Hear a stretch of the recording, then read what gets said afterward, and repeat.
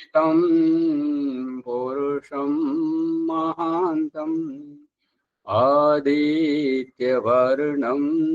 तमसा परस्तात् तमेव विदित्वा अतिमृत्युमिति नान्यः पन्था विद्यते येनाय नान्यः पन्था विद्यते येनाय। ఓం శాంతి శాంతి శాంతి. ఉపనిషత్ జ్ఞాన గంగా అధ్యాత్మ సత్సంగానికి వచ్చేసినటువంటి వారందరికీ నమస్తే, స్వాగతం, సుస్వాగతం. ఓం నమస్తే ఆచార్యజీ. సర్వేభ్యో నమో నమః ఆచార్యజీ. నమస్తే. ముని గారు పరమాత్మ గురించి అన్నప్పుడు అతని యొక్క ఉనికికి మనం దూరంగా ఉంటాం. పరమాత్మను గురించి చెప్పడం, తెలుసుకోవడం, పరమాత్మ గురించి అనుభవాలు చూడడం, మనం అతనితో పాటు కలిసిపోయి ఉంటాం. అతడు వేరు, మనం వేరుగా కాదు.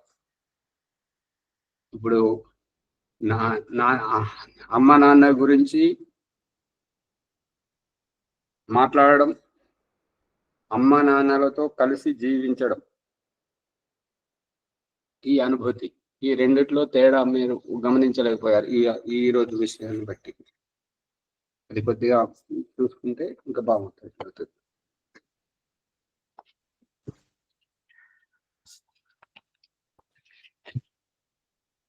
శ్వేతాశ్వతర ఉపనిషత్తు 5వ అధ్యాయంలో పరమాత్మ సాన్నిధ్యంలో ఆ యొక్క భగవంతుణ్ణి గుర్తించినటువంటి జీవుడు జీవనముక్తిని ఏ రకంగా పొందుతున్నాడు అనేటువంటి విషయం చర్చ జరుగుతుంది. అనాద్యనంతం కలిలస్య మధ్యే విశ్వస్య స్రష్టారం ఏకరూపం విశ్వస్యైకం పరివేష్టితారం జ్ఞాత్వా దేవం ముచ్యతే సర్వపాశైః. అనాది అనంతం. అనాది అనంటే అతడు ఈ సృష్టితోటే ఉన్నటువంటి వాడు కాదు, మన గురించే ఉన్నటువంటి వాడు కాదు. అనాది అనంతం. అనాది అనంటే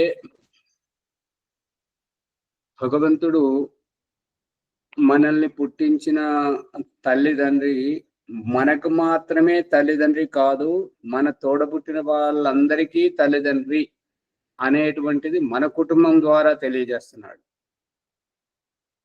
ఒక ప్రధాన ఉపాధ్యాయుడు మన తరగతికి మాత్రమే కాదు, మనలాంటి అనేక తరగతులకు కూడా ప్రధానోపాధ్యాయుడు. ఒక ఉపాధ్యాయుడు తరగతిలో ఉన్న మనకు మాత్రమే ఉపాధ్యాయుడు కాదు, మనతో పాటు ఎంతమంది ఉంటే అందరికీ ఉపాధ్యాయుడు అనేటువంటి విషయం. అనాది అనంతం. ఆది ఎటువంటిది అనంటే ఈ సృష్టి ఆరంభంలోనే వచ్చాడు, ఈ సృష్టితోటే అంతమైపోతాడు. ఇది ఆది అంతం.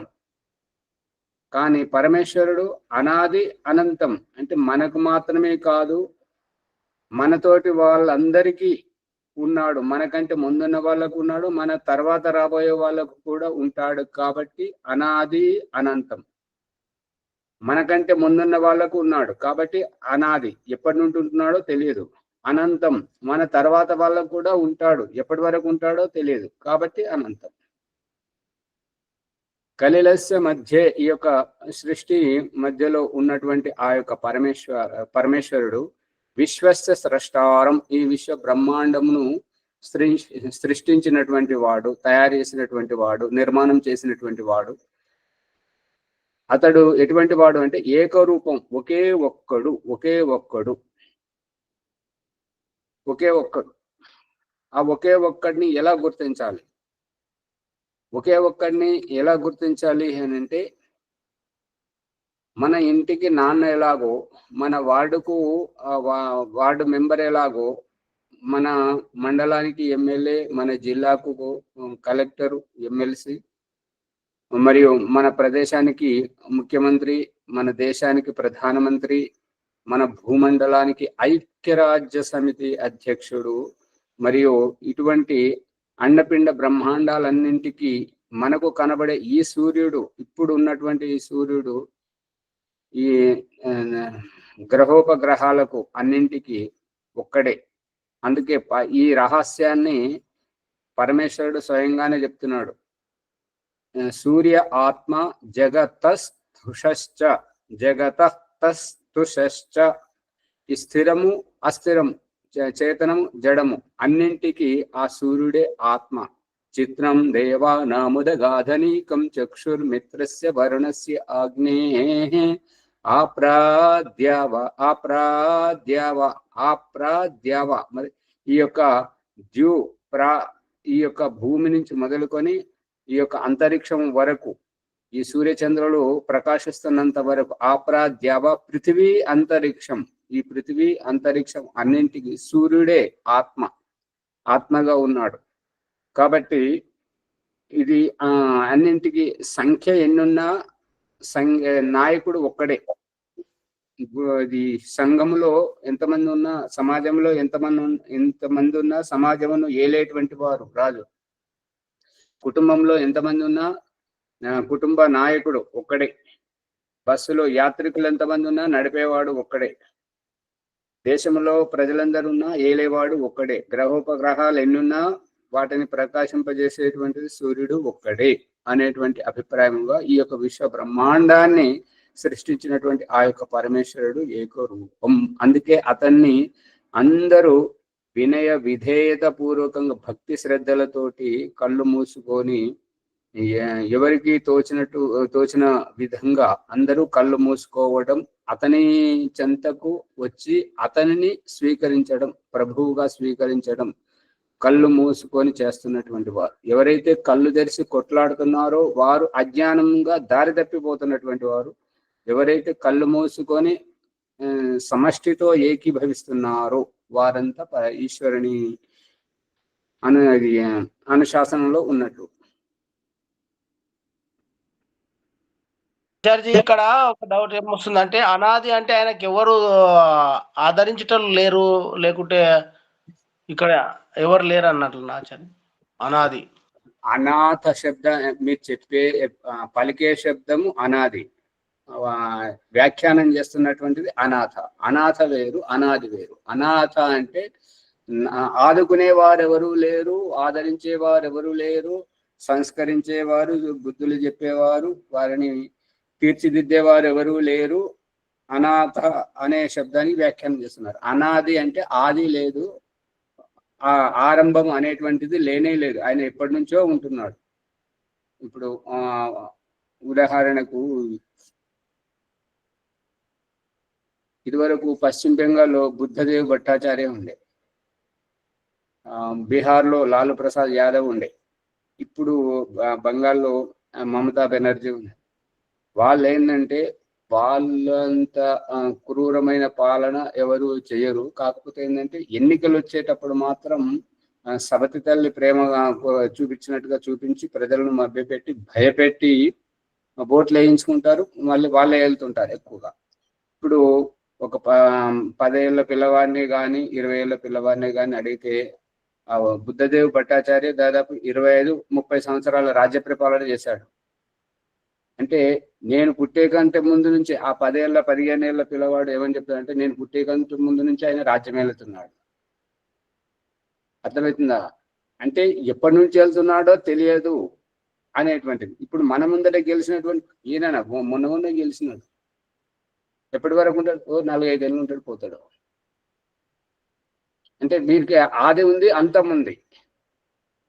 అనాది అంటే ఆది లేదు, ఆరంభం లేదు. ఎప్పటి నుంచి మొదలవుతుందో వారి వ్యవహారం, వారి శాసనం ఎవరికి తెలియదు.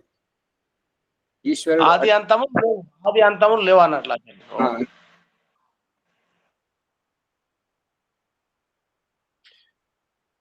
విశ్వస్య ఏకం పరివేష్టితారం. ఈ విశ్వ బ్రహ్మాండమునంతా ఇప్పుడు మొన్న యుద్ధం వచ్చింది, పాకిస్తాన్ తోటి వచ్చింది. పాకిస్తాన్ తోటి అంతగా కాదు, కాకపోతే పాకిస్తాన్ అయితే మన ముందట జరుగుతున్నది కాబట్టి దాన్ని బట్టి అనుకుంటే ఏంటంటే, యుద్ధము చేయాలి అని అన్నప్పుడు ఈ యొక్క జల, థల, వాయుసేన మరియు స్థలసేన మరియు సముద్రం పడవలలో ఉండేటువంటి సైనికులు వాళ్ళంతా సమావేశమై రక్షా మంత్రితో సమావేశమయ్యారు. రక్షా మంత్రి వాళ్ళందరితోటి సమావేశమై వ్యూహం ఏ రకంగా రచించాలి, ఏ రకంగా మనం యుద్ధం చేయాలి అనేటువంటిది వాళ్ళు విచారించుకుంటారు. ఆ రక్షా మంత్రి తోటి ముఖ్యమంత్రి ప్రధానమంత్రి, రాష్ట్రపతి వీళ్ళు నిర్ణయించుకొని మళ్ళీ జలసేన, థలసేన, వాయుసేన ఈ ముగ్గురితోటి విచార విమర్శ చేసుకొని అప్పుడు ఎట్లెట్లా చేయాలనేటువంటిది వాళ్ళు ఆలోచించుకొని పన్నాగాలు వేస్తుంటారు అనమాట. ఆ రకంగా విశ్వస్య ఏకం పరివేష్టితారం, ఈ అల్లిక పరివేష్ట ఒక వలను ఏ రకంగానైతే గడులుగా ముడి వేసుకుంటూ అల్లుకొని చిక్కుల్లో పడేస్తుంటారో, చిక్కుల్లో పడేసేటువంటి వల ఏ రకంగా ఉంటుంటుందో ఈ యొక్క విశ్వ బ్రహ్మాండం అనేటువంటిది పరమేశ్వరుడు ఆ రకంగా అల్లాడు. ఇప్పుడు దేనికి ఒకదానికి సంబంధమే లేదు, కానీ ఏ సంబంధము లేకుండా ఏది విడివిడిగా లేదు, అన్నింటికి ఒకదానికి ఒకటి సూత్రబద్ధంగా ఉన్నదని. అందుకే ఈ ఈశ్వర స్థుతి ప్రార్థనోపాసన 5వ మంత్రంలో ఏన ద్యోః ఉగ్రాహ పృథివీ చ పృథివీ దృఢముగా ఉంది. గుట్టి మీద పెట్టినటువంటి పాత్ర ఎంత దృఢముగా ఉంటుంటుందో ఈ భూమి అనేటువంటిది సూర్యకిరణాలతోటి ఆ రకంగా ఆకర్షించబడి ఉన్నది. భూమి తన చుట్టూ తాను తిరుగుతున్నప్పుడు ఏ ఆధారం లేదు, ఊరికే గాలిలో తిరుగుతుంది అని అనుకుంటాం. కానీ ఆ సూర్యుని కిరణాలతోటి గురుత్వాకర్షణతో ఆకర్షించబడి పృథివీ సూర్యుని యొక్క అధీనంలో ఉంది. ఆ రూపకంగానే చంద్రుడు పృథివీ అధీనంలో ఉండి సూర్యునితో పాటు మెరుస్తున్నాడు. అందుకే చంద్రుడు భూమితో పాటు ఉంటాడు. చంద్రుడిని తీసుకొని భూమి తన చుట్టూ తాను తిరుగుతూ సూర్యుని చుట్టూ పరిక్రమ చేస్తుంది. సూర్యుడు మాత్రం తన చుట్టూ తానే తిరుగుతున్నాడు. ఈ రకంగా మంగళ, బుధ, బృహస్పతి, ఈ శుక్ర, శని ఈ గ్రహాలు కూడా వేటికవే తిరుగుతున్నాయి. కానీ వేటికవే తిరుగుతున్నాయి అని అంటే ఏదైనా ఎక్కడైనా కట్టేసినటువంటిది తిరగదు కదా. ఎట్లా తిరుగుతున్నది అని అంటే ఎట్లా తిరుగుతున్నది అనేటువంటిది ఈశ్వరీయ రహస్యం, మాయ. ఇది కంటికి కానీ మొత్తం సూత్రబద్ధంగా ఉంది. అగాధం ఏదీ లేదు, అంతా యోజనాబద్ధంగా ఉన్నది. మనము అల్పజ్ఞలం, మనము బుద్ధి అంతవరకు చేరుకోలేదు కాబట్టి మనం ఏ ఆధారం లేకుండా ఇవి గాలిలో తేలాడుతున్నాయి అనేటువంటి రహస్యాన్ని మనం పసిగడుతున్నాం. ఇప్పుడు ఖగోళ శాస్త్రంలో ప్రతి ఒక్క గ్రహం గురించి చెప్పినప్పుడు ఈ రహస్యం అంతా తెలుస్తూ ఉంటుంటది అనమాట. అందు గురించి పరివేష్టితారం, ఇదంతా యోజనాబద్ధంగా, ఏది కూడా వ్యర్థంగా లేదు. అంతా ప్రతి ఒక్క కదలిక, ప్రతి ఒక్క పని తనం ఈ యొక్క బుద్ధిపూర్వకంగా ఉందన్నట్టుగా. అందు గురించి విశ్వస్య పరివేష్టితారం. ఇప్పుడు మన భారతదేశ పరిపాలన వీళ్ళు కాంగ్రెస్ వాళ్ళ పరిపాలనలో ఏ రకంగా అణిగిమణిగి ఉండి సర్వస్వం కోల్పోయి బిక్కుబిక్కుమనుకుంటూ విదేశాలకు వాళ్ళ వైపు చూసుకుంటూ మనం ఎందుకు పనికిరాని వాళ్ళం అనుకున్నటువంటి మన దేశాన్ని ఇప్పుడు బీజేపీ ప్రభుత్వం వచ్చిన తర్వాత ఎక్కడి నుండో ఎక్కడికో తీసుకెళ్లి మన దేశ ఔన్నత్యాన్ని అందరి ముందు ఆదర్శంగా నిలబెట్టేటువంటిది ఏ రకంగానైతే చేస్తున్నాడో, నాగరికులను కానివ్వండి, గ్రామాలను ప్రధానమంత్రి గ్రామ సడక్ యోజన కానివ్వండి, ఇంకా ఏదైనా కానివ్వండి, ప్రతి దానితోటి మన దేశాన్ని ఆదర్శంగా చూపిస్తున్నటువంటి ఆ పరిపాలనా దక్షుడు నరేంద్ర మోదీ గారు ఏ రకంగానైతే చేస్తున్నారో ఆ విధంగా పరివేష్టితారం జాత్వ, ఈ యొక్క దేశ ఔన్నతికి మూల కారకం ఎవరు అంటే నరేంద్ర మోదీ గారు. ఆ నరేంద్ర మోదీ గారిని మనం ఎట్లయితే దేశ ప్రధానమంత్రిగా మనం ఎంత వారిని గౌరవిస్తున్నామో ఆ విధంగా పరమేశ్వరుని, విశ్వ బ్రహ్మాండ నాయకుడిని కూడా మనం ఆ విధంగా గుర్తించగలగాలి. ఈ ఉపకారం, ఈ గాలి ఎక్కడికి వెళ్ళి వస్తుంది, ఈ నీరు ఎక్కడికి వెళ్ళి, వర్షం ఎక్కడికి వెళ్ళి వస్తుంది, ఈ యొక్క విద్యుత్ ఎక్కడి నుంచి మెరుస్తున్నది, ఈ యొక్క భూమి నుండి పంటలు ఎలా పండుతున్నాయి, దీనికి అంతటికి కారణం పుట్టే వాళ్ళు ఎక్కడికి వెళ్ళి పుట్టుకొస్తున్నారు, చచ్చే వాళ్ళంతా ఎక్కడికి చచ్చిపోతున్నారు, ఈ బంధం అంటే ఏంటిది, మోక్షం అంటే ఏంటిది, స్త్రీత్వం అంటే ఏంటిది, పురుషత్వం అంటే ఏంటిది, ఇదంతా ఏంటి అని ఎప్పుడైతే మనం ఆలోచిస్తుంటామో ప్రతి ఒక్క కారణం వెనుక, ప్రతి ఒక్క జన్మ వెనుక, ప్రతి ఒక్క వ్యవహారం వెనుక ఆ యొక్క పరమేశ్వరుడు ఉండి ముందు నడిపిస్తున్నాడు. ఇప్పుడు కొడుకులు ఎట్లా పుట్టుకొస్తున్నారు, బిడ్డలు ఎట్లా పుట్టుకొస్తున్నారు, బిడ్డలు పెళ్లిళ్ళు చేసుకొని పరాయి ఇంటికి పోవడం ఏంటి, కొడుకులు ఇక్కడే ఉండడం ఏంటి, పరాయి ఇంటి నుంచి ఇంకొక అమ్మాయిని మన ఇంటికి తేవడం ఏంటి, మన అమ్మాయిని ఇంకొకరింటికి పంపించడం ఏంటి, ఇదంతా ఈ వ్యవహారం ఏంటి? దీని వెనుక ఉన్నటువంటి ఆ పరమేశ్వరుని గుర్తించగలగాలి. ఎప్పుడైతే మనం ఈ రకంగా గుర్తించగలుగుతామో పరమేశ్వరుడు మనకు ప్రత్యక్షంగా స్పష్టంగా తెలిసిపోతుంటాడు. ఇప్పుడు నరేంద్ర మోడీ గారు అనుకోకుండా వచ్చి మన పక్కన కూర్చున్నా, మనమే వెళ్ళి తెలియక వారి పక్కన ఉన్నా మనం నరేంద్ర మోదీగా మన రాజుగా గుర్తించం. ఎందుకు అని అంటే ఆయన వ్యవహారం అంతా మనం చూసినటువంటి వాళ్ళం అనుకోకుండా మన పక్కనే ఉన్నట్టుగా మనం గుర్తిస్తే ఏంటంటే మనం ఎంతో తబ్బిబ్బైపోతాం. మనం ప్రధానమంత్రి దగ్గర నేను చూశాను, కళ్ళతో చూశాను, ప్రత్యక్షంగా చూశాను. వారు మన సరిహద్దుల్లోకి మన జిల్లాకు వస్తున్నప్పుడు, మన ఊరికి వస్తున్నప్పుడు తెలిస్తే మనము ఎంతో ఆశతోటి వారిని చూడాలి, ప్రత్యక్షం కళ్ళతో చూడాలని చెప్పేసి.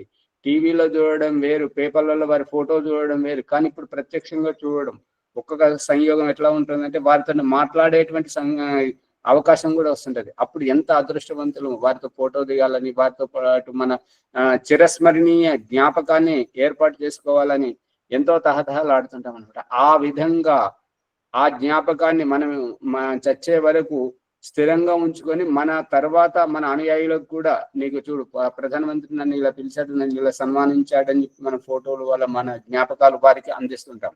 ఆ విధంగానే పరమాత్మను మనం ఎట్లయితే తెలుసుకున్నామో, ప్రధానమంత్రిని ఎట్లయితే తెలుసుకుంటామో, రాష్ట్రపతిని ఎట్లయితే తెలుసుకుంటామో, ఆ విధంగా భగవంతుని మనం గుర్తించినప్పుడు దేవం ఈ యొక్క పరమేశ్వరుని తెలుసుకొని పరివేష్టితారం జ్ఞాత్వా దేవం ముచ్యతే సర్వపాశై, ఎవరెవరైతే తెలుసుకుంటారో సర్వ దుఃఖాల నుండి, బంధాల నుండి ముక్తిని పొందుతుంటారు. ఇప్పుడు మొన్న మేము కోసిలో యజ్ఞం చేయడానికి వెళ్ళినాం. అది ఆంజనేయులు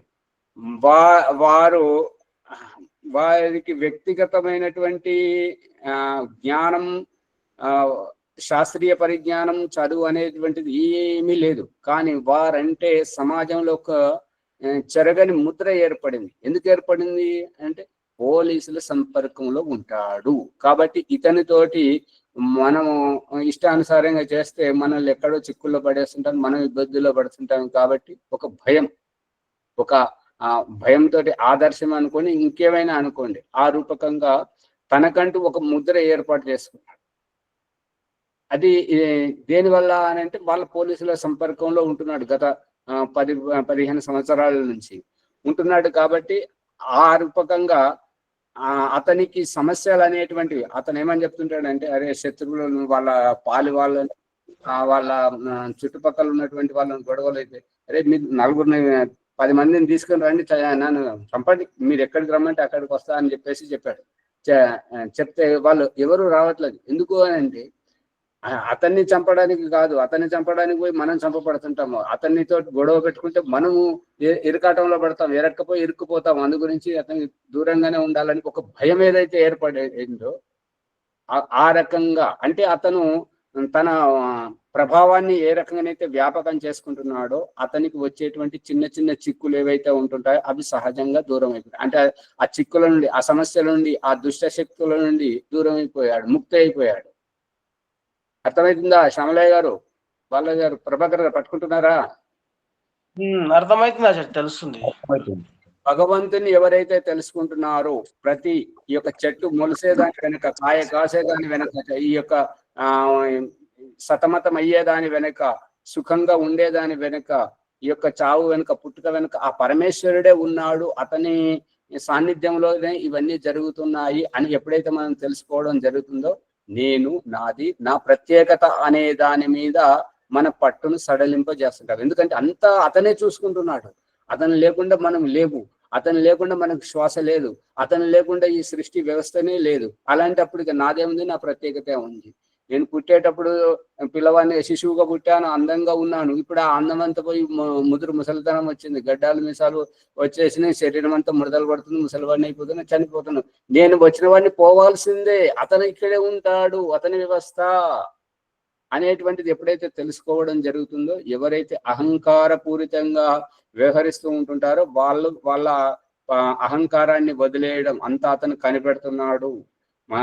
మనం ఏ రకంగా అతనికి కనుచూపును తప్పించుకొని మనం ఏ పొరపాటు చేయలేము. అంతా మన లోపల ఉన్నాడు, మన బయట ఉన్నాడు. మనం బయటకు చేసే కంటే ముందే మనల్ని హెచ్చరిస్తున్నాడు, నువ్వు తప్పు చేయబోతున్నావు, అలా కాదు, మంచిది కాదు, వద్దు వద్దు అని చెప్పేసి లోపల నుంచి భయం పుగులు పుట్టించి మనకు వణుకు పుట్టిస్తుంటాడు. సామాజిక నేరం అయితే నువ్వు పట్టుబడతావు, జైల్లో పెడతారు, పరువు పోతుంటది, లేదంటే ఉరిదీస్తారు, చంపేస్తారు అని చెప్పేసి భయపెడుతున్నాడు. మంచి పని చేసేటప్పుడు ఉల్లాసం, ఉత్సాహం, గోపాలని చేస్తున్నాం, అనాథాలను తెరుస్తున్నాం, ఆశ్రమం తెరుస్తున్నాం, నలుగురికి విద్య చెప్తున్నాం, హాస్పిటల్ ఓపెన్ చేసి అది రోగులకు ఉచితంగా మందులు ఇచ్చి చికిత్స చేస్తున్నాం అని అన్నప్పుడు అక్కడ ఉత్సాహం, ప్రోత్సాహం ఇచ్చి మనల్ని బలపరచడానికి, మన ఆశయాన్ని నెరవేర్చడానికి ఇతరులను దానదాతలుగా మన దగ్గరికి పంపిస్తాడు. మనం చేసే పనితనాన్ని ఇతరులకు చూపించి వాళ్ళు సహకరిస్తుంటారు. అయ్యి మీరు చేసే పని బాగుంది, మీరు చేయండి, ఇవి నేను నాతోటి ఇంత ధనం అవుతుంది, నా దగ్గర ఇంత స్థలం ఉన్నది, నేను ఈ రకంగా శారీరకంగా సేవ చేస్తాను, నేను మీ దగ్గరికి వచ్చి ఉంటాను అని చెప్పేసి ఆ రకంగా వాళ్ళ చేత వాళ్ళని మన దగ్గరికి పంపించి మనల్ని ప్రోత్సహిస్తుంటాడు. అంతా అతనే చేస్తున్నప్పుడు ఇక నాదేముంది, నా ప్రత్యేకత ఉంది అని ఇవన్నీ విడిచిపెట్టి పాపాలు చేయకుండా జాగ్రత్తగా ఉండి వాళ్ళు జీవన్ముక్తిని పొందుతుంటారు. ఇప్పుడు అంత అతనే ఆచార్య, అంత అతనే చేస్తున్నాడని మనం అట్లా భారం వేసినప్పుడు బరువు కాకుండా ఉంటాం. ఇంకా నేనే చేస్తున్నా, నేనే అన్నప్పుడు అహంకారం వచ్చేస్తుంది. భగవంతుడు ఉన్నాడు, భగవంతుడు చేస్తున్నాడు అంటే భగవంతుడు ఉన్న భారం వేసినప్పుడు మనకు బరువు కాదన్నట్లు అనిపిస్తుంది. అవును, ఇప్పుడు అంత అతనే చేస్తున్నాడు అనేది కాదు. ఇప్పుడు ఏ రకంగా అయితే తెలివైన తల్లిదండ్రులు ఏం చేస్తుంటారు అంటే పిల్లలను ముందుకు నడిపించి నువ్వు చెయ్యి, నువ్వేది చేయాలనుకుంటున్నావు చెయ్యి, మంచి చెయ్యి, చెడు చెయ్యి, ఏది చేసినా నువ్వు కర్మఫలం అనుభవించాలని చెప్పేసి మంచి విషయాల్లో వాళ్ళు ఎక్కడైతే ముందుకు నెగ్గలేకపోతున్నారో అక్కడ మాత్రమే సహకరిస్తారు. ఇక సామాన్యమైనటువంటి మిడిమిడి జ్ఞానం కలిగినటువంటి తెలివి తక్కువ వాళ్ళు తల్లిదండ్రులు ఏంటంటే అన్ని చేసి పిల్లలకు ఇదిగో అని చెప్పేసి చూపిస్తుంటారు. ఆ యొక్క వ్యాపారమే కానివ్వండి, ఏదైనా కానివ్వండి, వాళ్ళు తల్లిదండ్రులు చేసిన దాని మీద వాళ్ళు వచ్చి కూర్చుంటే నెగ్గుకు రాలేరు. నష్టం వస్తే ఎలా నిలదొక్కుకోవాలో తెలియదు. అదే తన తెలివితోటి తాను ఎప్పుడైతే నిలబడతాడో, తాను ఒక ఉద్యోగం కానీ వ్యాపారమే కానీ ఇదొక స్వయం ఉపాధి పథకం ఏదైనా సృష్టించుకుంటే దాంట్లో నష్టం వస్తే అర్థం కాకపోతే వేరే వాళ్ళని అడుగుతాడు, దాన్ని సవరించుకుంటాడు, తను నిలబడతాడు. అదే తల్లిదండ్రులుగా వైభవపేతంగా నడిపించినటువంటి వ్యాపారంలో తను వెళ్ళి కూర్చుంటే నష్టం వచ్చినప్పుడు, లేదంటే పక్కనే ఉన్నటువంటి పని వాళ్ళు మోసం చేసినప్పుడు, లేదంటే ఏదన్నా దాంట్లో వస్తువులో నాణ్యత లోపించి సామాజిక వాళ్లకు ఇన్స్పెక్షన్ వచ్చిన వాళ్ళకు, చెకింగ్ చేసేయడానికి వచ్చిన వాళ్ళకు పట్టుబడి ఫ్యాక్టరీ సీజ్ చేసినప్పుడు, మూసేసినప్పుడు దాన్ని ఎట్లా మళ్ళీ తెరిపించాలి, ఎట్లా ముందుకు తీసుకెళ్ళాలి అనేటువంటిది తెలియదు. అందుగురించి ఒకరి ప్రోద్బలంతో చెట్టు ఎప్పుడూ ఎక్కలేరు, తాను ఎక్కగలిగినప్పుడే ఎక్కగలుగుతాడు. కానీ లేబట్టేవారు ఎంతవరకు లేబడతారు అంటే ఆ వ్యక్తి బరువును మోసేంత వరకు లేబడతారు. ఆ తర్వాతే తాను స్వయంగా వెళ్ళాలి కదా. ఆ స్వయంగా వెళ్ళాలి అనేటువంటిది చెట్టు ఎక్కరాని వారికి రాదు. అందుకని మనం ఎక్కడం నేర్చుకోగలిగితే, నదిలో ఈదడానికి ప్రయత్నం చేస్తే మనం ఈత నేర్చుకుంటే మనం ఎంత దూరమైనా వెళ్ళొచ్చు, ఏ రకంగానైనా బయటపడవచ్చు. అదే మనకు ఈతనే రాదు, మనల్ని ఎవరైనా నడుములో మొలతాడు కానీ తాడు కట్టి మనల్ని పట్టుకున్నంతసేపు మనం ఈదుతాము అని అంటే వాళ్ళ మీద ఆధారపడ్డట్టే కదా. వాళ్ళు విడిచిపెడితే మన పని అయిపోతుంటది. అందుకని ఆ రకంగా ఇక్కడ ఒక మనోరంజకం ఏంటంటే ఒక అతను మంచి గజ ఈతగాన్ని మార్గదర్శనంలో ఈత నేర్చుకుంటానని చెప్పేసి వచ్చాడు. ఇక బట్టలు ఇడిసేసి అతి ఉత్సాహంతో వచ్చేసి ఆ బండ మీద కాలు పెట్టాడు. ఆ బండకు పాకరు పెట్టింది. సరన్న దాన్ని దడాన పడ్డాడు. పడగానే లేచి ఒకటే ఉరుకుతున్నాడు బయట. అంటే ఎక్కడ పోతున్నావు అంటే, నేను ఈ నీళ్ళలోకి వస్తే ఈ నది ఓర్వలేకుంటున్నది, నన్ను చంపడానికి వస్తే కాలు పెట్టగానే నన్ను పడేసింది, అంటే నేను నీళ్ళలోకి వస్తే నన్ను ముంచేస్తుంది. అందు గురించి నేను ఈత నేర్చుకున్నాకనే నేను నీళ్ళలోకి వస్తాను. ఎక్కడ నేర్చుకుంటాడు? అదే ఇంట్లోకి పోయి పరుపుల మీద నేర్చుకుంటాడు, అంతే కదా. ఇప్పుడు నీళ్ళలోకి వస్తే నీళ్ళు పడేసింది, ముంచేస్తున్నది అని అన్నప్పుడు ఈత నేర్చుకొని నీళ్ళలోకి వస్తా అంటే ఎక్కడ నేర్చుకుంటాడు? పోయి ఇంట్లో పోయి పడగదిలో పరుపుల మీద నేర్చుకుంటారు. పరుపుల మీద నేర్చుకున్నటువంటిది నీళ్ళలోకి వస్తే ఈదగలుగుతాడు? ఈత నేర్వాలంటే నీళ్ళలోకి రావాల్సిందే. తప్పనిసరిగా. అందుకని అది మన అజ్ఞానంతో మనం ఏదైతే వ్యవహారం చేస్తున్నామో, నేను నా ప్రత్యేకత నేను చేస్తేనే అవుతుంది, నేను శాసిస్తేనే ఈ యొక్క రాజ్యం బాగున్నది, నేను నడిపిస్తేనే ఈ యొక్క వాహనం బాగా ముందుకు పోతుంది అనేటువంటిది అజ్ఞానం. ఎందుకంటే మనకు ఆ వాహన వ్యవస్థ చేసిన వాడు, రోడ్లు వేసిన వారు, రోడ్డు రవాణా శాఖ మంత్రి, ముఖ్యమంత్రి, ప్రధానమంత్రి, పై వాళ్ళు ఏదైతే ఆదేశిస్తుంటారో అది జరుగుతుంటది. మన వల్ల జరిగేది కేవలం మనం ఒక ఉద్యోగస్తులం మాత్రమే. అంత చూసుకునేవాడు పరమేశ్వరుడు దగ్గరుండి చూసుకున్నాడు. ఈ పశువులను పుట్టించేటువంటి వాడు, వాటిని మేపేటువంటి వాడు, మనలాగానే వాటి సంతానాన్ని కనడానికి అన్ని సుఖ దుఃఖాలు, చావు బ్రతుకులు వాటికి కూడా ఉన్నాయి, మనకు కూడా ఉన్నాయి. అన్ని చూస్తున్నాడు, ఆ పరమేశ్వరుడు చూసుకుంటున్నాడు అని ఎప్పుడైతే గుర్తించడం జరుగుతుంటుందో, నేను నా ప్రత్యేకత అనేటువంటి ఈ అజ్ఞానం నుంచి దూరం అయిపోయి అంతా ఈశ్వరార్పణం, ఈ పరమేశ్వరమయంగా ఉన్నదని చెప్పేసి గుర్తించడం జరుగుతుంది. శ్రీనివాస్ గారు పట్టుకుంటున్నారా? వింటున్నాను పట్టుకుంటున్నాను.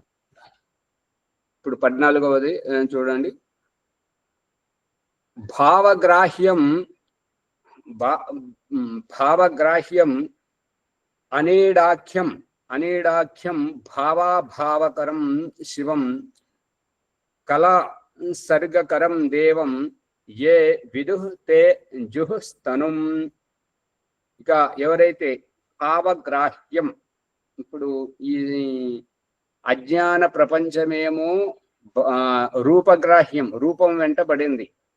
శివుడు అంటే ఏంటి, రాముడు అంటే ఏంటి, యేసు అంటే ఏంటిది, అల్లా అంటే ఏంటిది అనే ప్రత్యేకతలో పడింది. కళ్ళకు కనబడేటువంటి ఆ రూపం వెంటబడింది కాబట్టి నేను నువ్వు అనేటువంటి ప్రత్యేకతలో ఉన్నారు.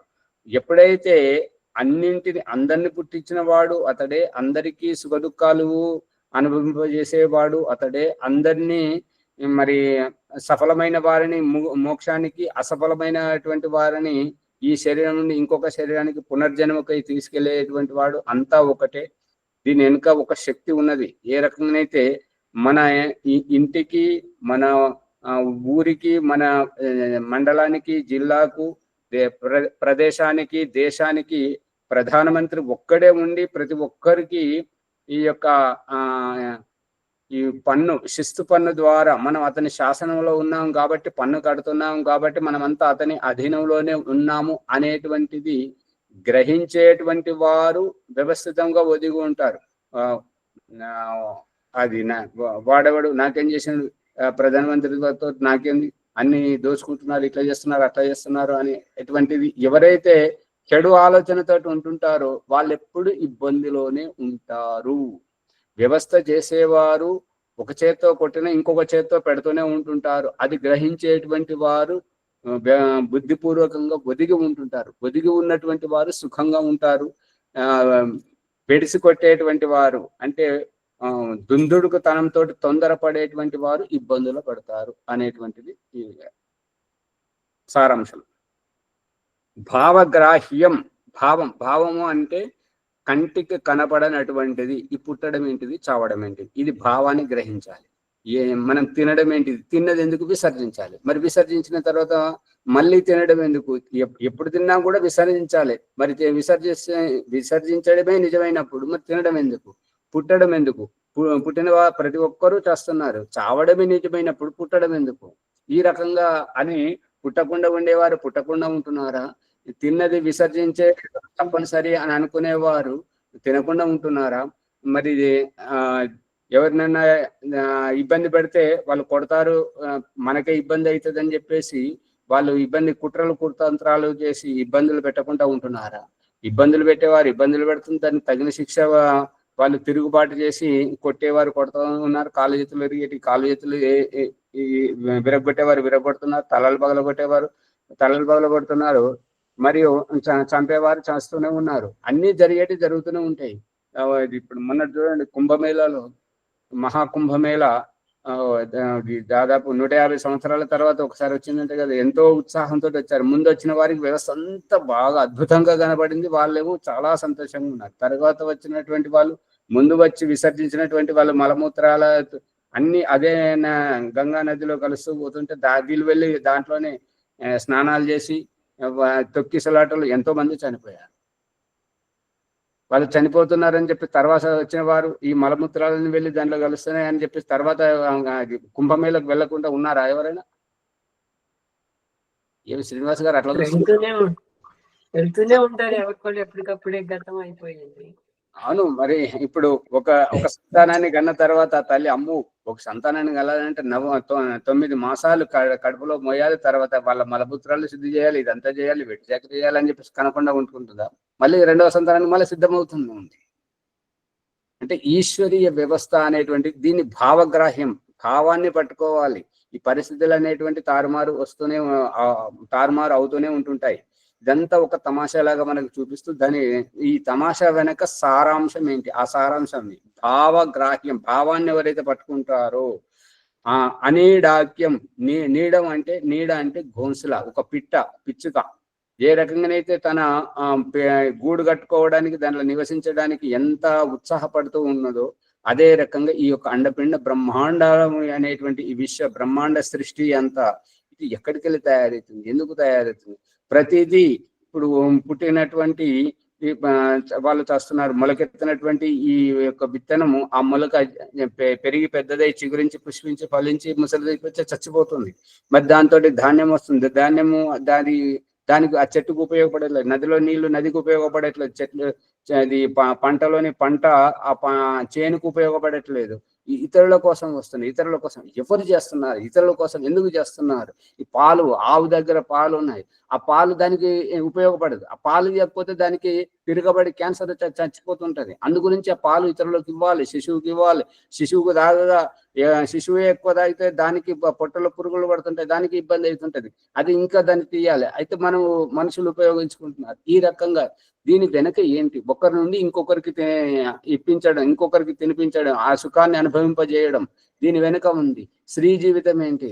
ఆమె తన పుట్టింటి వారిని వదిలేసి మెట్టినింటికి రావడం ఏంటి? అక్కడికి వెళ్ళొచ్చి ఇక్కడే సుఖం పొందుతుంది. మరి దీని వెనుక రహస్యం ఏముంది? ఈ పెళ్లి సాగుతోటి ఇదంతా ఎందుకు జరుగుతుంది?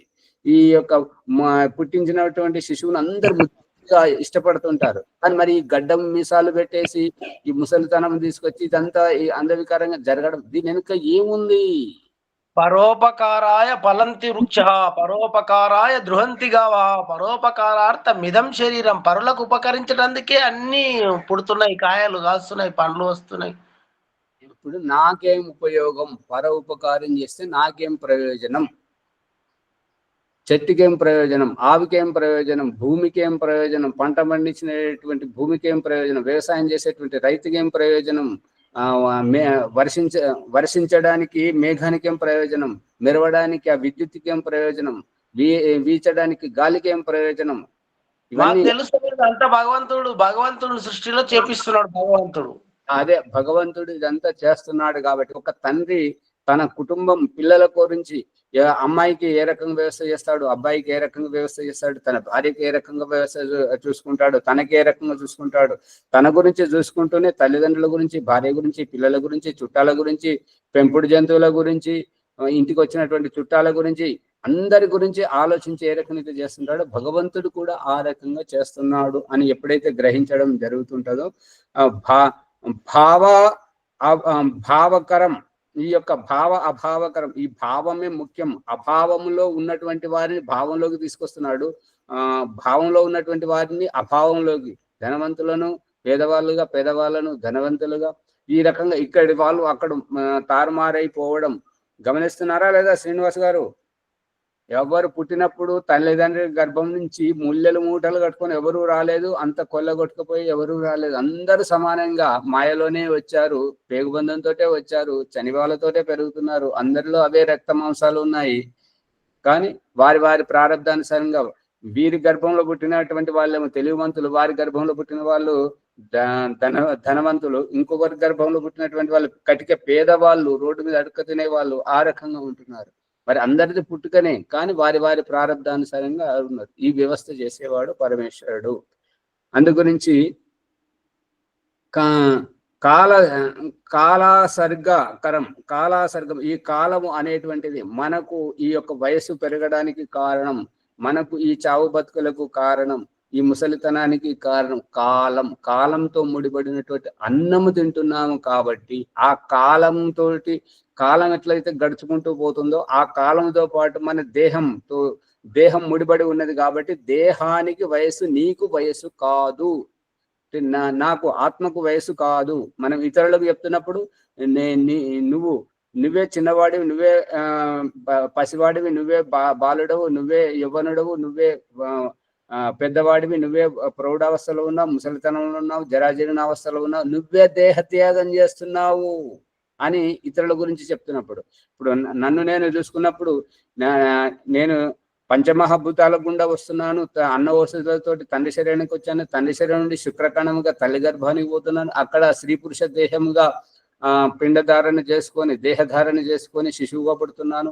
పెరుగుతుంది, నేనే పెరుగుతున్నాను, నేనే తింటున్నాను, నేనే పడుకుంటున్నాను, నాకే దెబ్బ తగిలింది, నేనే పెళ్లి చేసుకుంటున్నాను, నాకే పెళ్ళాం వచ్చింది, నాకే భర్త వచ్చాడు, భార్య వచ్చింది, పిల్లలు కలిగారు, నా కుటుంబం, నేను, నా తల్లిదండ్రి, నా చుట్టాలు, నా పండుగ, నేను నా గురించి అయ్యో నాకు దెబ్బ తగిలింది, నా చెయ్యి ఇరిగిపోయింది, నా కన్ను పోయింది, నేను గుడ్డోని అయిపోయింది, నా పళ్ళు ఊడిపోయాయి, నా గడ్డం నిలిచిపోయింది, వెంట్రుకలన్నీ ఊడిపోతున్నాయి, బట్టనతి వచ్చింది, ముసలితనం అయిపోయినాయి, చచ్చిపోతున్నాను, అయిపోయింది, శరీరం కదలకుండా దేహం నుండి దేహి బయటకు పోవడం, నేను వెళ్ళిపోయాను, నేను చనిపోయాను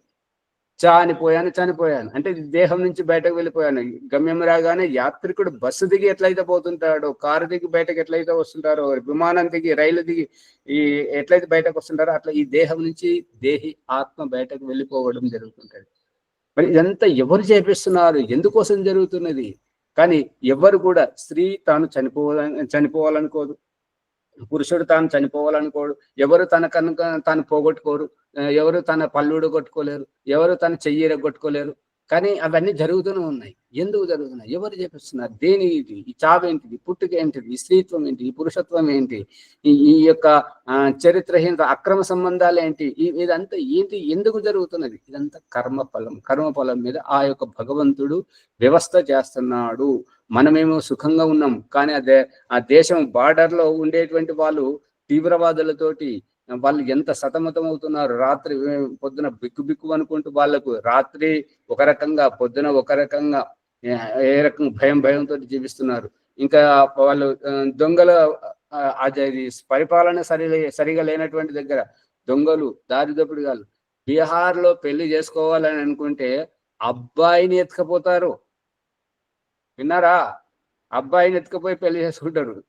అది నవ్వుతున్నట్టుగా ఫోటో తీస్తారు. ఆ ఫోటో తీసే కంటే ముందు తంతారు. నువ్వు సంతోషంగా నవ్వు, బాగున్నది, ఇష్టం ఉన్నదని చెప్పు అని చెప్పేసి ఆ కెమెరాల్లో మీడియాకు చూపిస్తారు అనమాట. అది ఆ మీడియా ఏంటంటే ఆ ఫోటోనే ప్రింట్ చేస్తుంటది. ఆ టీవీ వాళ్ళు ఏంటంటే ఆ నవ్వినటువంటిది అదే ప్రింట్ చేస్తారు. కానీ దాని వెనకాల వాళ్ళని ఎంత ఎత్తుకపోయి ఇబ్బంది పెడతారంటే, వాళ్ళు పెళ్ళైన వాళ్ళు చాలా ఇబ్బంది పడతారు అన్నట్టుగా. ఆ బీహార్లో జరుగుతున్నటువంటి ఘోరం ఇది. ఇప్పటికీ అదే ఉన్నది. ఇక ఈ పెద్ద పెద్ద పట్టణాలలోనైతే వాళ్ళు మంచిగా చదువుకున్నటువంటి వాళ్ళు వేరే ప్రదేశాలలో స్థిరపడి ఉంటుంటారు. అక్కడ బాగా చదువుకొని వచ్చి మంచిగా సంబంధాలు ఏర్పడి వాళ్ళు చేసుకునేది వేరే. కానీ గ్రామీణ ప్రాంతాలలో ఇప్పటికీ కూడా అబ్బాయిలను ఎత్తుకపోయి చేసుకుంటారు. విన్నారా లేదా? అంతా ఎట్లా చూస్తున్నారు ఊరికే? వినలేదా? ఇది మీరు బీహార్ విషయంలో అది దాని గూగుల్ సెర్చ్ లో కొట్టండి, యూట్యూబ్ లో కొట్టండి, చాలా వీడియోలు మీకు కనిపిస్తాయి.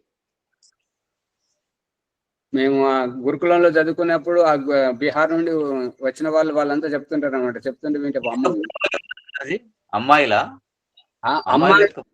అమ్మాయిల తల్లిదండ్రులు అబ్బాయిలను ఎత్తుకుపోతారు అన్నట్టుగా, వాళ్ళ అమ్మాయికి పెళ్లి చేసుకోవాలని చెప్పేసి. ఇక ప్రభుత్వ ఉద్యోగం ఉన్న వాడిని అయితే వాడికి బ్రతకడమే దుర్భరం. నువ్వు ఎన్ని పెళ్లిళ్ళనే చేసుకో, నీకు ఉద్యోగం ఉన్నది కాబట్టి మా బిడ్డని చేసుకో, అంతే. చేసుకుంటావా చేసుకో, లేదంటే నిన్ను చంపేస్తావు. అది పరిస్థితి. అందుకని అక్కడికంటే ఇక్కడ వేరే ప్రదేశాలలోకి వచ్చి వాళ్ళు స్థిరపడుతుంటారు. ఇప్పుడు పని చేయడానికి ఎక్కడైనా దొరుకుతున్నారు కదా, వాళ్ళని అడగండి, వాళ్ళు చెప్తారు. ఆచార్య ఈ సందర్భంగా ఒక పాట పాడదాం అనిపిస్తుంది. ఒక్క నిమిషం, ఇది అయిపోతుంది, ఈ అధ్యాయం అయిపోతుంది. కళా సర్గకరం, ఈ యొక్క కళాత్మకంగా ఉన్నటువంటిది సర్గం అంటే సృష్టి.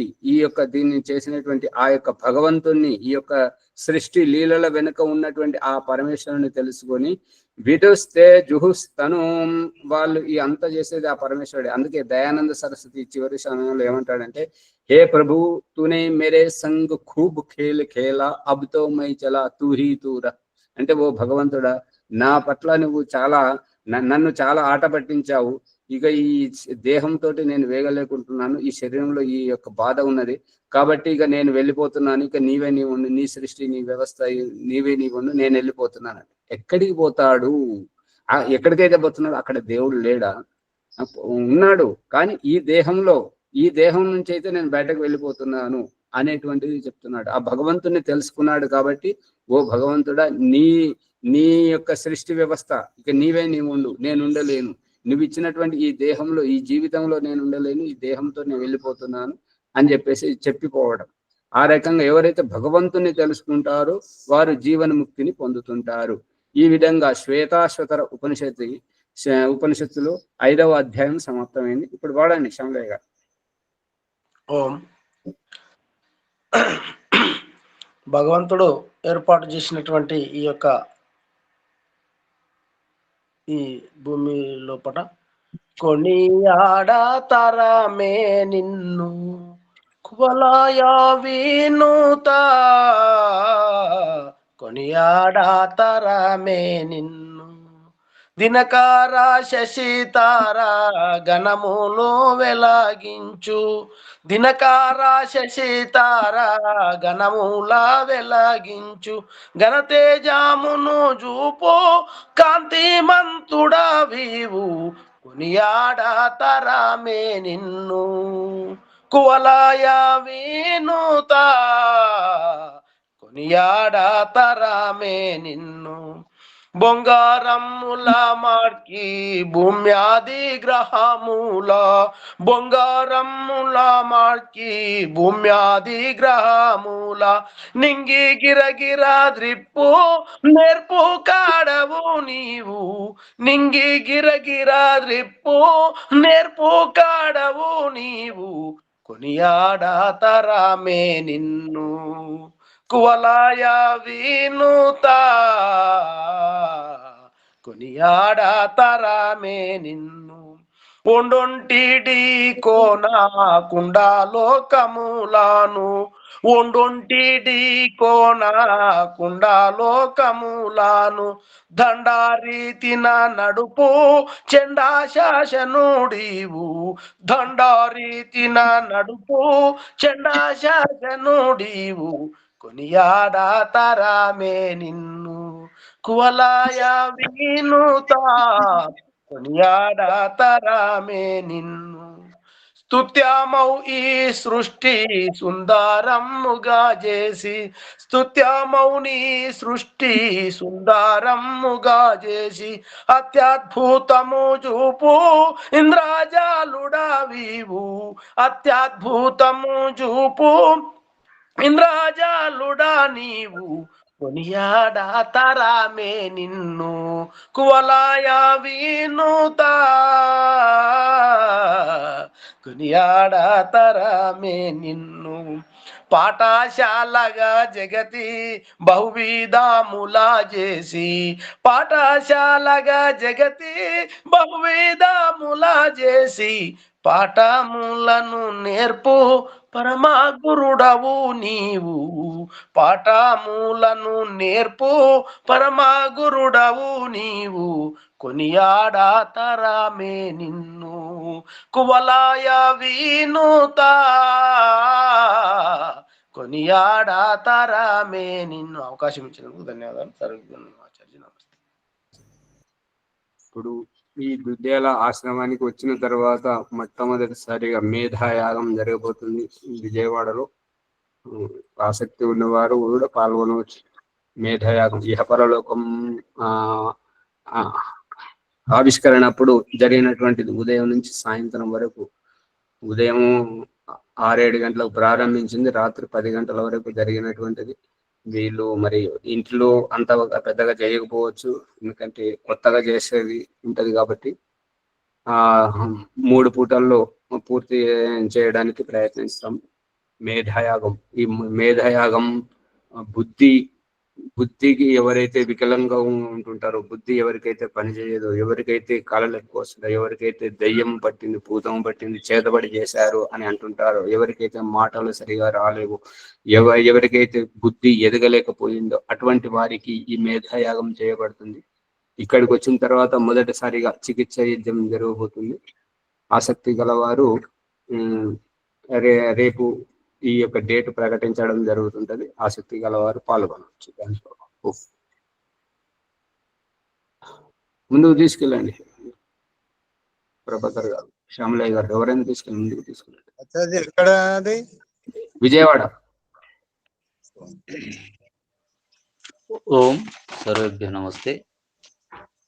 శ్వేతాశ్వర ఉపనిషత్ జ్ఞానగంగా 5వ అధ్యాయంలో ఆత్మ పరమాత్మ గురించి తెలుసుకుంటున్నాం. పరమాత్మ అనాది అనంతమని, విశ్వ బ్రహ్మాండీయ నాయకుడు ఒకడే ఆ పరమాత్మ. ఈ పృథివీ సూర్యుని ఆధీనంలో ఉంది అని తెలుసుకున్నాం. విశ్వంలో జరుగుతున్న మార్పులన్నీ పరమాత్మ ద్వారానే జరుగుతున్నాయి. పరమాత్మ ఉంటేనే మన జీవితంలో, పరమాత్మతోనే మన జీవితం ఒక విలువైనదిగా, సమాజంలో మర్యాద పూర్వకంగా ఉంటుందని విషయాన్ని కూడా తెలుసుకుంటున్నాం. సర్వం పరమాత్మమయం.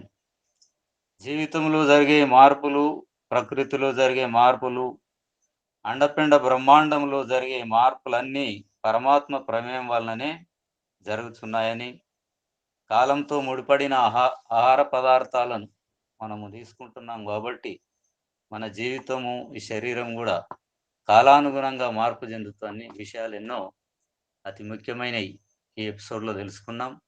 కాబట్టి ఇలాంటి విషయాలను అందరికీ చేరవేయడానికై మనము ఈ ఎపిసోడ్ను లైక్ చేద్దాం, షేర్ చేద్దాం, సబ్స్క్రైబ్ చేసి గంట సింబల్ను నొక్కి అందరికీ, మిత్రులకు, బంధువులకు ఈ విషయాలన్నీ తెలియజేసి ఈ ఎపిసోడ్ ద్వారా అనేక విషయాలను వారికి కూడా అందించి మనము ముందుకెళ్దామని ఆశిస్తున్నాం. ఆచార్య గారికి ఈ విషయాలు తెలిపినందుకు ధన్యవాదాలు. తర్వాత ఈరోజు వైదిక సంధ్య. ప్రభాకర్ గారు, చేద్దాం అని వాళ్ళకు వాళ్ళే అనుకుంటున్నారు, మనల్ని ఏమీ చేయమంటలేరు కదా అని కూడా ఈ భావం కూడా వస్తుంది. అందుకని చేయండి, షేర్ చేయండి, సబ్స్క్రైబ్ చేయండి, లైక్ చేయండి, గంట సింబల్ నొక్కండి అనేటువంటిది కూడా అంటే బాగుంటుందని. సరే, అలాగే ఆచార్య. అంటే 2 రకాలుగా వాళ్ళకు వాళ్ళే అనుకుంటున్నారు, వాళ్ళకు వాళ్ళే చేసుకుంటారు అన్నట్టు అర్థం వస్తుంది. చేయండి.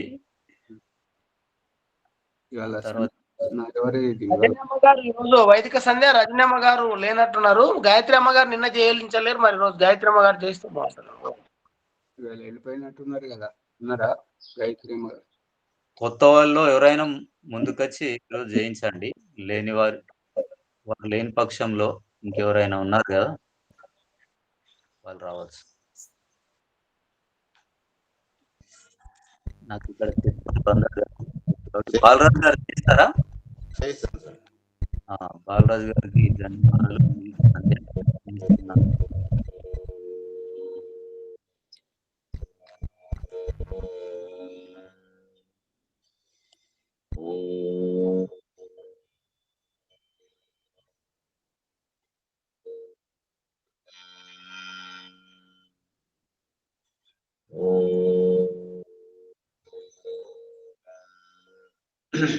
ఓం అమృతోపసృణమసి స్వాహ. ఓం అమృతాభిధానమసి స్వాహ. ఓం సత్యం యశశ్రీర్మయి శ్రీసేతాం స్వాహ.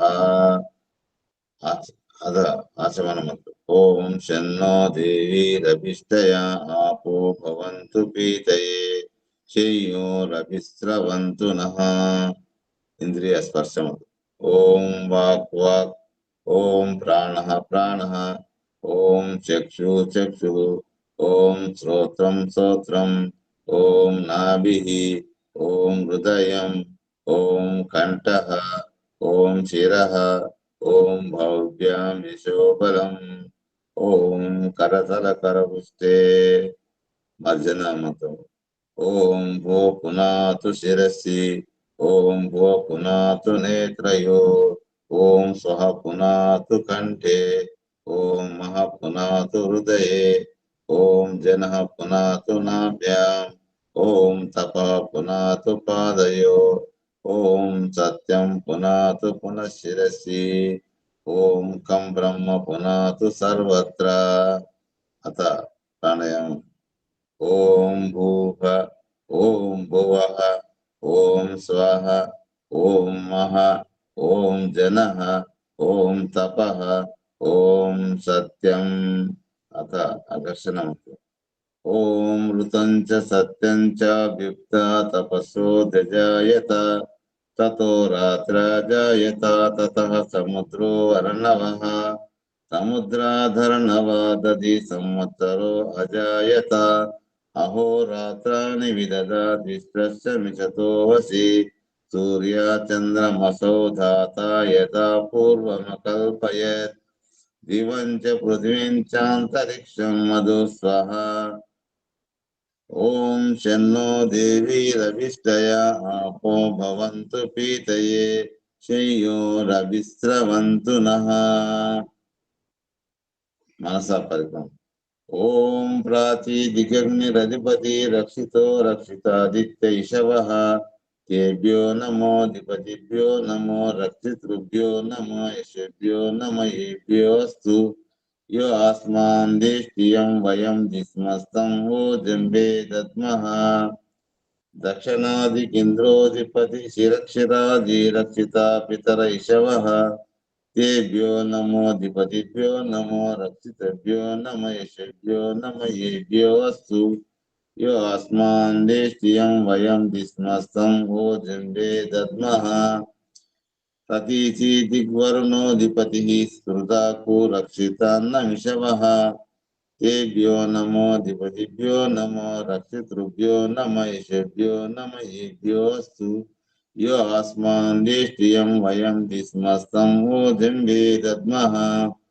ఉదీచి దిగు సోమోధిపతి స్వజో రక్షితా శనిరిషవః, తేభ్యో నమో ధిపతిభ్యో నమో రక్షితృభ్యో నమ యశేభ్యో నమ ఏభ్యోస్తు.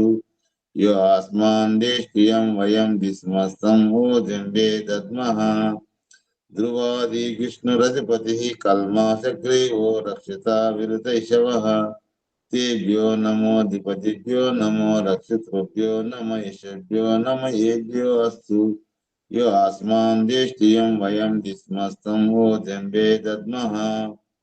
ఊర్ధ్వాది బృహస్పతిరధిపతి శత్రో రక్షితా వర్షమిషవః, తేభ్యో నమో ధిపతిభ్యో నమో రక్షితృభ్యో నమ యశేభ్యో నమ ఏభ్యోస్తు. యో ఆస్మాన్ దేష్టియం వయం దిస్మస్తం ఓ జంబే దద్మః. ఉపస్థానం. జాత వేదసే సునవామసో మమరాతీయతో నిదహతి వేదః, సన్హ పర్షాదతి దుర్గాని విశ్వానావేవ సింధుం ధృతాత్యగ్నిః. చిత్రం దేవానముదగాదనీకం చక్షుర్మిత్రస్య వర్ణశ్చ అగ్నిః. ఆప్రాత్యావా పృథివీ అంతరిక్షం సూర్య ఆత్మా జగత్సృచ్చ. ఉదిత్యం జాత వేదసం దేవం అవంతి కేతవః, దృశ్యే విశ్వాయ సూర్యం. ఉద్వయం తమసస్పరిష్వ పశ్యంత ఉత్తరం, దేవం దేవత్ర సూర్యమగన్మ జ్యోతిరుత్తమం. తచ్చక్షుర్దేవైతం పురస్తాత్ శుక్రముచ్చరత్, పశ్యేమ శరదా శతం జీవేమ శరదా శతం. జీవేమ శరదా శతం శృణయామ శరదా శతం ప్రభ్రామ శరదా శతం. శ్యామ శరదా భూయచ్చ శరదా శతాత్. ఓం శన్నో దేవి రవిస్తయ ఆపో భవంతు పీతయే చేయోరవిస్రవంతు నః. ఓం భూర్భువస్వః తత్సవితుర్వరేణ్యం భర్గో దేవస్య ధీమహి ధియో యో న ప్రచోదయాత్. ఓ ప్రాణులకి ప్రాణదాత, ఓ సకల దుఃఖాన్ని వినాశక, ఓ స్వయం సుఖ స్వరూపుడైన తమ ఉపాసకులను స్వయం సుఖానంద ప్రదాయక పరమాత్మ ఆ యొక్క సవిత స్వరూపుని వర్ణీయత మన దుఃఖములు భస్మమై దివ్య స్వరూపుని ధారణ చేయుటకు మా బుద్ధిని సన్మార్గంలో పరిణితుగాక.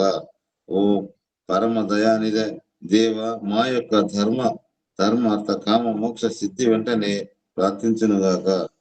ఓం నమ శంభవాయ చ మయో భవాయ చ నమ శంకరాయ చ మయస్కరాయ చ నమ శివాయ చ శివతరాయ చ. ఓం శన్నో దేవి రవిష్టయ ఆపో భవంతు పీతయే చేయోరవిస్రవంతు నః.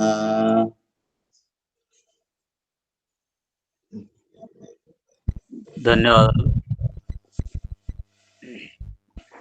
తర్వాత ఈ ఎపిసోడ్ అందరూ షేర్ చేయండి, లైక్ చేయండి, సబ్స్క్రైబ్ చేయండి, సింబల్ నొక్కండి. తర్వాత శాంతి పాఠం చేయించండి.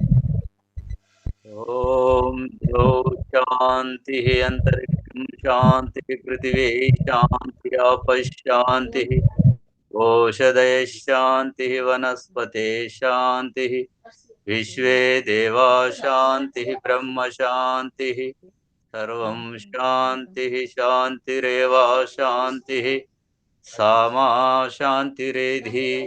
ఓం శాంతి శాంతి శాంతి. ఓం సర్వేభ్యో నమస్తే. ఆచార్యజీ నమస్తే. నమస్తే ఆచార్య, సర్వేభ్యో నమో నమః. నమస్తే గారు. ఫోన్ నిండిపోయినట్టున్నది, డిస్టర్బెన్స్ వస్తున్నది బాగా. అది ఖాళీ చేయండి గ్యాలరీ. ఓం నమస్తే ఆచార్యజీ, సర్వేభ్యో నమో నమః. ఆచార్యజీ నమస్తే ఆచార్య, సర్వేభ్యో నమః. సుభద్రమ్మ గారు ఉండండి, రాజమణమ్మ గారు ఉన్నారా? ఆచార్య సర్వేభ్యో నమః.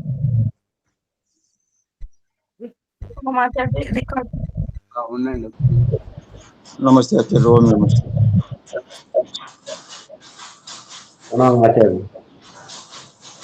రికార్డ్ ఆచార్య. ధన్యవాదాలు.